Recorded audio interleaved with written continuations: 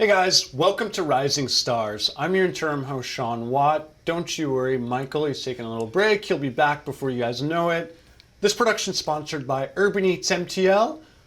I'm proud to announce our next guest. She's a multi-talented actress, possibly singer.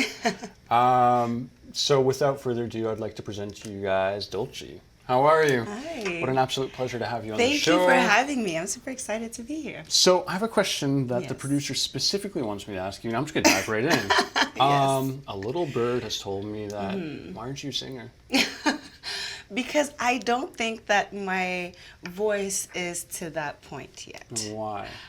Because I don't work on it enough. There's no because I don't. Why? I want to. Honestly, I really want to be a triple threat. You know, Okay. I want to be an actor. So let's back that up. So triple threat, meaning actress, I act. dance? I dance. Okay, what type of dance do you do? A lot of different type of dances. Anything it's in either particular? African dances, Afrobeats dances, either South African, Congolese, Nigerian dance moves, Okay. or really just contemporary. Can you do like bachata or salsa? Yes, reggaeton? I actually went to a dance class recently of bachata, and it was great. Yeah, it it's was a lot amazing. of fun. It's the It same is- beat. It's Yeah, and you know, just follow if it. there's yeah? beat, I can follow, and I Yeah. think maybe that's why your little bird told you about the singing. Well, I can't tell you who my Because- bird is, so. I have an idea. I have an idea, but I think that it's something that's going to be coming and that's going to be in the works. But I want to really take the time to perfect my voice as much as possible before I can say that I will be singing and am a singer. Okay. I think I do this even for acting. It took me a while to even say, yes, I'm an actress. Okay. Because I wanted to. So you're a perfectionist. Yes. That's the vibe I'm getting right now. I was like, I feel like, you know what, imposter syndrome is very much of a thing. So, oh, you said it. Yeah, Your and words, so- not mine. So, yeah, but sometimes. now that you validated that. Oh, yeah, I know that, okay. like, I could be out there singing. I don't yet because myself, I'm not yet happy with it. So but have you had validations from other people, though, who have yes, said, oh, I've had my best friend actually is a singer, so she helps me a lot with that, and she she's jealous? actually she's the one that keeps pushing me Good for to her. do it Yeah. because she believes that I have a voice that can a voice of the angels. listen.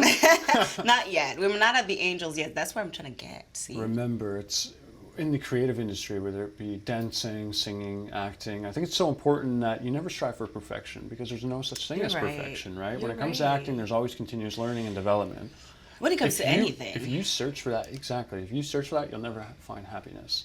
Just enjoy the moment and be content with your progress in the now and shoot for something in the future.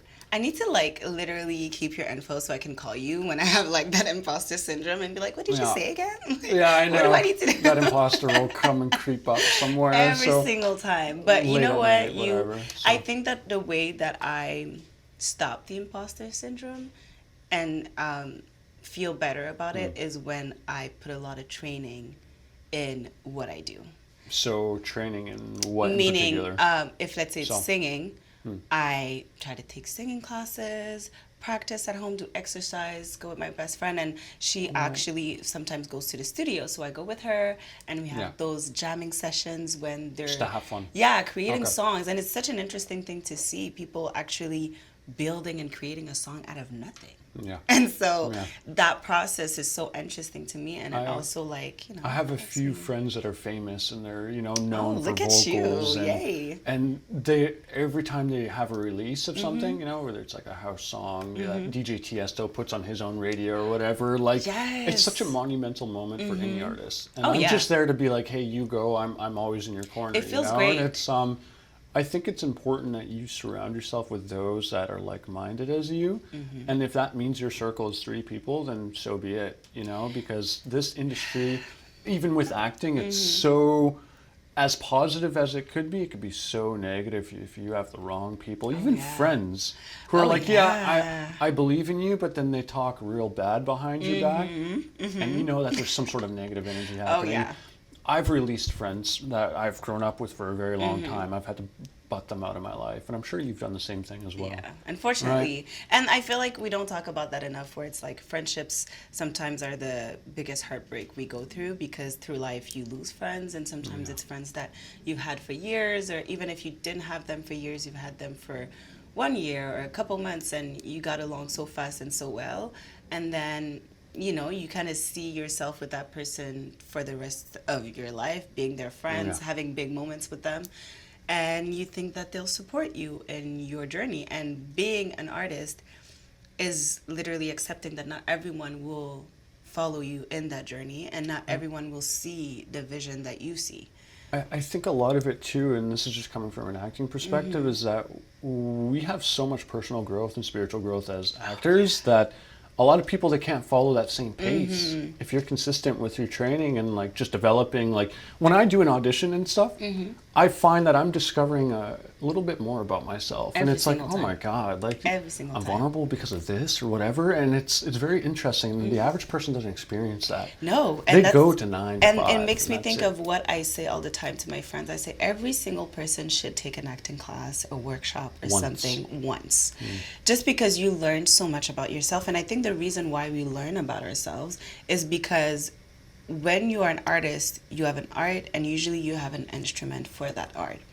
And when you're an actor, your instrument is yourself. Therefore, you have to know yourself as much as possible. If you are a pianist, you need to know your piano. You need to know it like the back of your hand. So if you are an actor, all you have is your face, your body, your voice, everything that makes you, your emotions, your triggers. And so when you go through those classes, and when you actually go deep into the acting and what it means to be a professional human being, because that's what actors are, which is really professional human beings. Interpreter. Exactly, of emotions and life and imposter syndrome. Yeah. It's literally that. We put it, like, we literally live it and we keep it, And you're an imposter. It's like, I'm a doctor. And we believe it. Oh yeah, and it doesn't go away. You know what sort of gets me is like when these big Hollywood actors, when they act like jerks to people because they're expecting a certain reception to them being in a restaurant. You know why that is because the production pays extras to give them clapping for saying a line in a movie.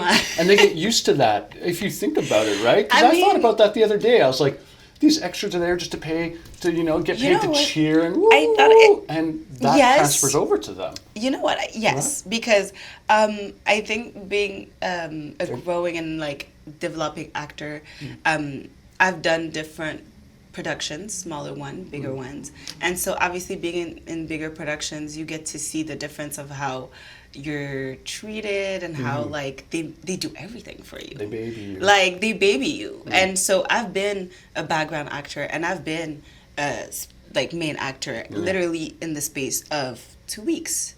And so with the same what was that role? Let's take it back. What was that role for the main actor and then the background actor? Which were so I think I went from doing Transformers background actor Transformers.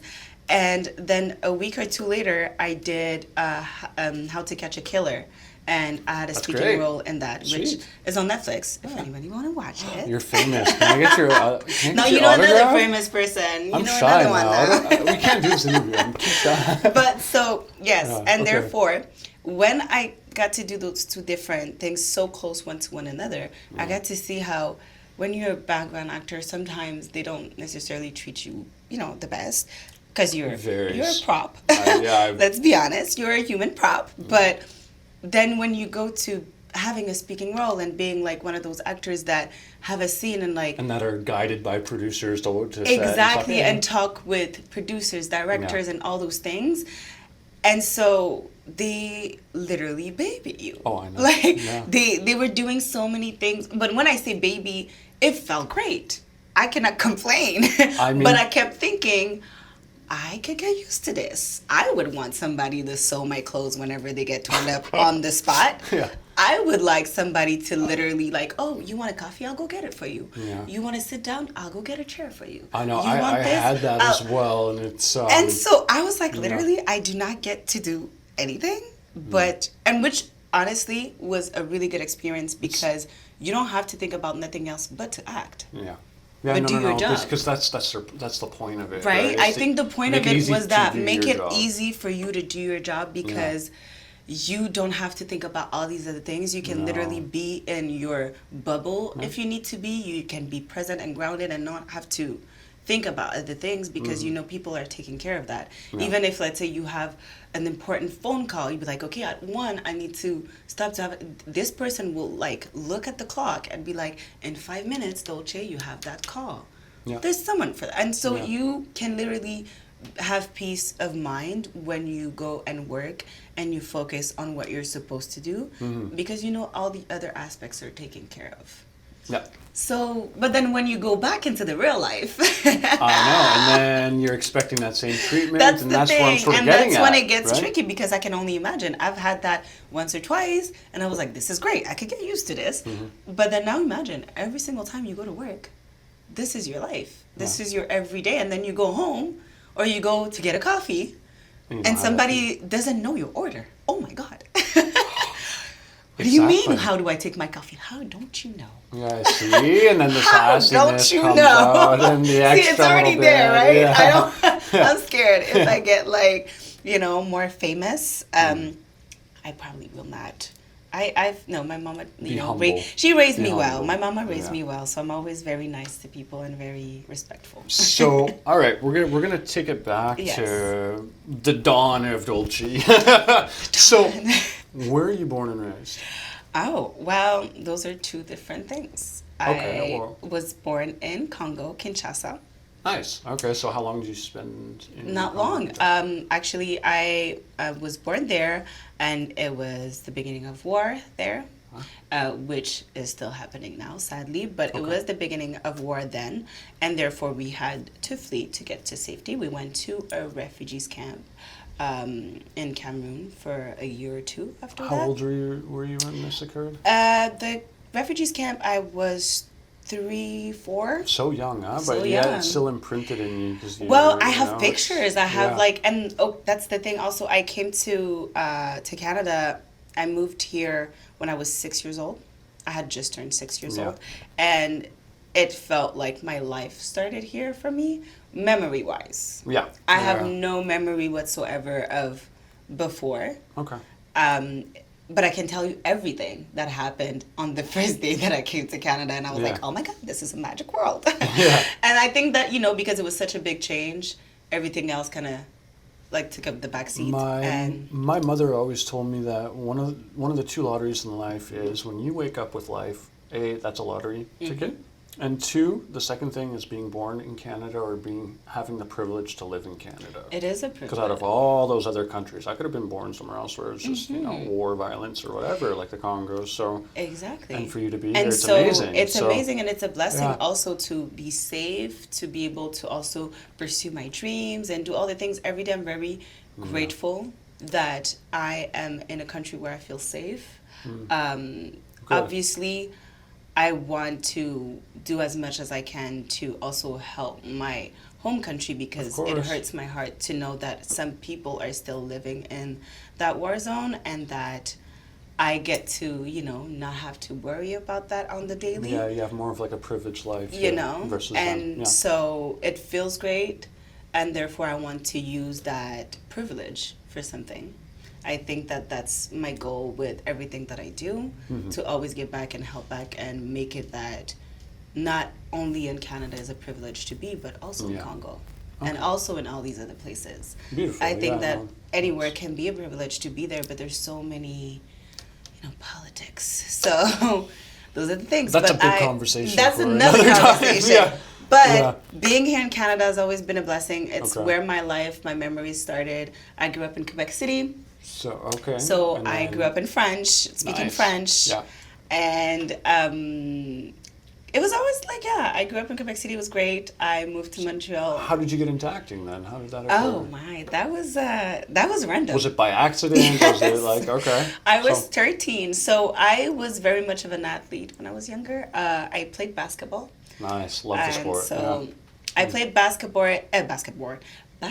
Yeah. I played basketball, and the high school. When I started high school, the school that I went to the first couple of years did not have a team for girls. Okay. So I wanted to find something else to do. I tried different things: volleyball, track and field, all the other sports. Yeah. I did cheerleading too.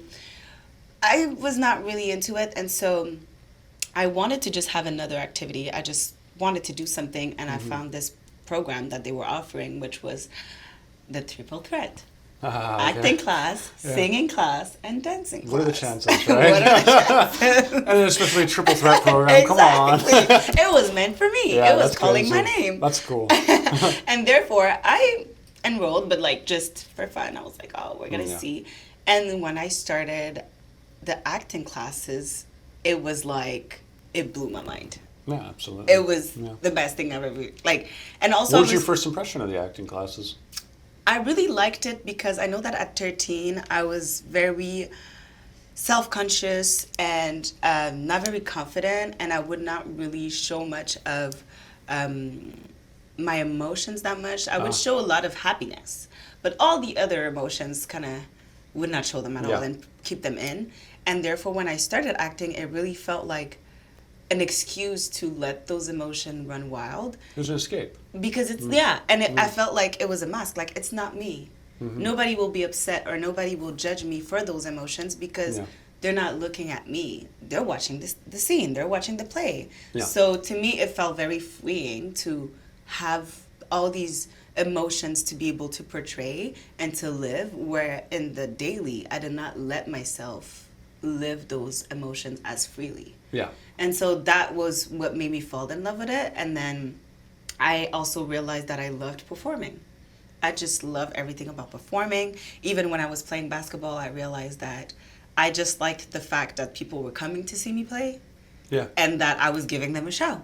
Okay. Like, one of my favorite basketball players is LeBron James, because I feel He's like fantastic. I don't when care you what look people at say. him, you're He's getting great. a show. He He's, is giving you a show. A physical specimen. Exactly. And like, it's not just the techniques or whatever, but it's like, it's beautiful to look at. It's entertaining.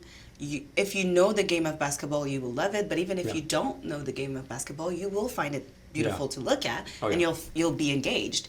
And so I love how he engaged with the crowd. And I think that that's what I loved too with basketball when I was playing. And then when I found acting, I was like, nah, forget that. I was like, that's not what I wanted to do at all. I want to be a stage girl. Yeah, exactly. I was like, put me on the stage and I got you. And so I started doing everything that I had to do with a stage. So plays, musical, talent shows, everything that the school offered. So obviously you started off with like theater, yes, right? That by the sounds of it, I did. What was your first sort of like professional training? Like, did you end up doing it here in Montreal? Yes, So I with did. So I went to Strayon Acting Studios. That was the first place that you went to? Yeah, because when I was in Quebec City, it was in high school, so it was a lot of like, school things. Yeah. And then I wanted to go to Cégep, which is like college here, into theater. But then, I have an African mother. And she went through a lot to come here. And so she figured that you have the opportunity to go to school and to go into anything. Mm-hmm. So you should go to something that will bring you financial stability, whereas acting is not something that will bring you which was, the smartest things to do. Mm-hmm. And she told me never give it up though. Yeah. Keep going at it, but I think that you should study or work at something that will help you. Where you're gonna survive. Exactly, which I I ended up being a flight attendant for 8 years. Nice. So, which still am. Which airline? Air Canada. Sweet. And so when I moved to Montreal for that, that's when I was like, okay, I'm here. I couldn't find any other workshops anywhere else because I was in Calgary, I was in Quebec. So when I got to Montreal, it was the first time that I actually sat down in an acting class, in a workshop with an acting coach or anything that had to do really with acting. So, okay. Yeah. And then have you thought of going elsewhere outside of Strayon? I did. I went to Strayon. That was in 2016, I believe. Yeah. And I went there for a couple of years. It was great. Jock McDonald was the acting coach, an amazing coach. I learned so much from him, and from there he actually he was encouraging us to go to this other workshop, which had this acting coach called Tom Todoroff that was coming from. I've done his classes before. Yeah. Okay, there you go. So I went to his class, which was a 2-day. Did you audit or did you perform? I performed. Yeah. So first class out of the bat, and it was actually I think it was meant to happen because I kept looking at it and I was like, oh, it's kind of expensive. I don't know if I can, go and stuff. And with my work, it was complicated to get those 2 days off. Yeah. And one day at work, I was working with another flight attendant. She was telling me how she's also an actress, and we started talking. And she told me that she has been going to his classes for years, for like 9 years. And I was like, oh my God, I've been wanting to go. And she tells me that there's a new class coming in like 2 weeks. I had the days off perfectly. Yeah. Ended up receiving a check from a gig that I did Yeah. months before. So I was like, okay, you get a check for acting, you put it back into acting. Yeah, exactly. Yeah. That's usually what I try to do. Reinvestment. Exactly. Yeah. So I went to the class, and instead of just auditing, I was like, no, I want to perform. I want to do a monologue or something. Yeah. I was nervous. Of course, because it's a pretty big coach. Yes, it is a big coach. Well known. He's well known, and the way it was, I was supposed to be the last one to go on the first day. And he asked the question after the first performance, and I was so excited. I raised my hand, super excited. I was like, yes, I'm Dolce. I know the answer to this. And then he was like, Dolce, yeah, I see here that you're performing. It's like, great, you're next. Oh. And I was like, no, Yeah. I'm supposed to be last. And he was like, and you're at my class, therefore you are next. And so I was panicking and did it. It was nice. It was great. We worked on it together for 45 minutes. I learned so much from that 45 minutes. I felt great. I felt happy. And he told me about his program at New York, which is the Art Conservatory, which is a 2-year program, full-on theater and cinema. And I got inspired, and so I enrolled. Nice. I enrolled in 2020 and graduated in 2022. That's huge. So in the middle of COVID, where everything was shut down, I was on Zoom taking acting classes with Tom Todoroff. Nice. Yeah. And it was great. And it was one of the best experiences I had with training and acting, and I learned so much, and I still use the tools on a daily, and I still go to his classes too from time to time. Still Good, my coach. Still my coach. Yeah. Hi, Tom. When you Hey Tom, how are you, man? So when you find a coach that sort of you're comfortable with and you believe in and they believe in you, it's a match made in heaven. I mean, that's the best. I have a coach who's a famous actor, world renowned. I will never disclose who he or she is for privacy reasons. But when it sort of came all together, like after the first session, it was very intimidating. I'm like, oh my God, I could see why they're asking all these questions because they're trying to filter out the leeches who are just trying to do it for the fame. But after the second and third session, everything just came in so nice, and just the feedback is beautiful. And the feedback is great. And the feedback I know that you must have received from Tom, it's just reassurance that you're on the right life path. And that's sort of the validation that I got too. I think that, I think that I value really you're on the good path, you're doing good. But I value also that much more this is what you need to work on. Yeah. This is what you should do different. And I think that you have a lot of strengths in that, and then a lot of weaknesses in that. Yeah. And so I think that for me, I used to not really believe too much into the training of it. When it came to acting, I was like, I can put myself in somebody else's shoes. I can cry. I can do that. And so, when you look at something, a video or a movie, something like, I can do that. And so that was me. I was watching movies. I was like, I could do that. And so when I did the first time the monologue with Tom, he told me, he said, you're very good. You live your emotions very truthfully, and just you genuine, get very right? yes. So, and then he told me, he was like, but you're missing just the technique. You have everything, but you're missing the technique. Yeah. There's an art to it, and there's a technique to it, which I would be happy to show you. And then when he did, I was like, wow. And I remember I told him, I said, well, I never knew there was all this technique to acting. And then he said, let me tell you something. When you go see a doctor, would you actually trust that doctor if he told you, oh yeah, I never went to school for it, I never learned anything about it, but I'm just the natural. I'm just really good at it. I watched a lot of little videos, and it's great. Just opening you up. Trust me. Open heart surgery. You're going to live. No problem. No problem. So it's like, you probably wouldn't believe him, would you? And I was like, you're Right. And I was like, well, it's Really? the same about any job. You want to, that's why you keep going at workshop. That's why you keep It's training. refining That's your why, tool, right? because there's always So- things. Yeah. Okay, so let's go on to some maybe horror stories in Oh, terms wow. of like, have you ever had any audition disasters? Anything where it's like, oh my God, I So wish I many. didn't go through it, but it was a learning experience. Oh, yeah, so many. Yeah. So what's a couple of them that you can share Yeah. with us? First one, I think that was my first Zoom commercial like audition, and I needed to have cookies for it. And since it was on Zoom, I was the one bringing the cookies. Yeah.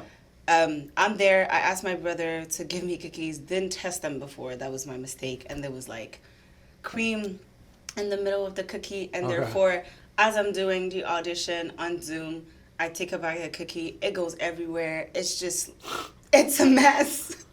And I was, Go with it. I went with it, but then the director was just like, yeah, thank you. And I was like, yeah, I messed that up. Yeah. I was like, all right. And I was like, I'm Okay. so sorry. I promise I didn't know it was a Yeah. mess. It didn't look good. It was just, Oh, yeah. geez. And then I didn't get that one. But actually, they called me for a callback. So. Must have been just the confidence. And then Okay. a second one was, I don't think it would be like horror things when it comes to auditions. I've had different, experiences on set that was not, the best. Pleasant. Pleasant. I think if most But of I us, think that yeah. what I take from auditions that my coach told me that I would always keep in mind is when you book an audition, it has everything to do with you and your talent. Mm-hmm. But when you don't book an audition, it has nothing to do with you or your talent. And it happened before where I would do an audition and where I thought that I did such a good job. I know, me too. I killed it. I know. I killed it, murdered it. Yeah. And then I didn't get it. I got a callback, I got everything, and I did not get it. And I was so upset. You feel and- betrayed. and Yes, and I'm like, confused. ah, I know. ah. And then after that, a week later, I get a call. Actually, we want to give you the gig after all. And then they explained why. And it was actually nothing to do with me. It had to do with like continuity and other things, Yeah. and like, oh, we had already cast the mother and we had already cast this person and we wanted it to look more like this and we went with that other person. Yeah. But then we ended up realizing that you did a better job and therefore we're just going with you. No. And so There you go. sometimes you get a no, but it may not be because you did a bad No, job. no, exactly. It's just because there's so many things that come into play before you get a Yeah. yes. So many people have to say yes. Exactly. And so, and it's a process, you know. Yes, it is. All right, so we're about to wrap up. I Okay. have one last question for you. And Yes. the same birdie that asked me to ask you, why aren't you a singer, has Yes. requested another question for you specifically. Yes, for me. And it's we heard that you're going to be a host. You heard right. A host of what? What type of show? It's going to be a talk show. A talk A show. So sort of like podcast. Rising Stars. Yes, kind of here? like Yeah. Rising Star, but don't worry, I won't steal your shine. You guys are still stars. I'm okay with sharing. You're still stars. My mother raised me But- properly. So yes, it is yeah. going to be a talk show podcast vibe, a conversation kind of like this one with Okay. different artists from Montreal, and Okay. that can So be. what type of artist? That's the thing. Yeah. There's artists in everything. It could be interior design. It Ah, could be okay, DJs. so this kind of it could stuff. be Okay. acting. It could be painters, dancers, Right. anything. And Okay. entrepreneurs of kinds, but really just artists that are making their art in Montreal and wants to put their art out there. And there will also be a part of the talk show that will be about fun and nice activities and Amazing. events that are going on in Montreal and what's the fun place to go to. And Yeah. just I think that it happens a lot that people are like, oh, I'm in Montreal, I don't know what restaurant to go to, I don't know if I want to go and listen to music, where to Find go those to. hidden gems. Exactly. Right? Okay. And Nice. so All right. that's what the well, show is going to be about. that's amazing. I'm wishing you Yeah. all nothing Thank but you the so best much. for that. I and- hope to see you again, maybe on the show. Who knows? Absolutely. Hey, you invite me, I'll come. But don't worry, I Perfect. won't take your stars. I Oh, won't take thank your you. shine. I appreciate So- that. I like to be on the spotlight. Thank you. I know.